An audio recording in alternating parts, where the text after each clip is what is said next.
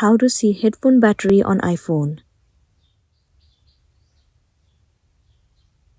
So the first thing you want to do is to head over to the settings of your device and then move into Bluetooth.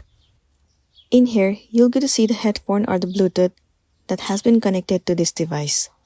Well, even if you click on this device, the battery percentage won't be available to you.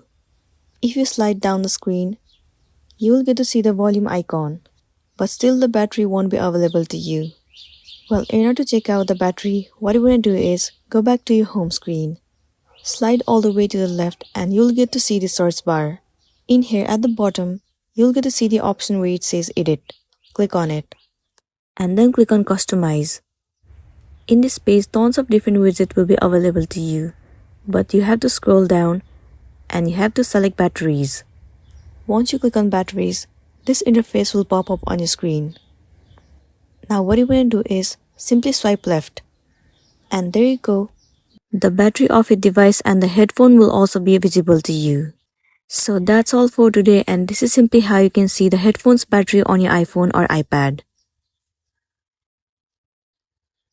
Make sure to smash the like button and consider subscribing if you found this video helpful. We'll see you in the next one.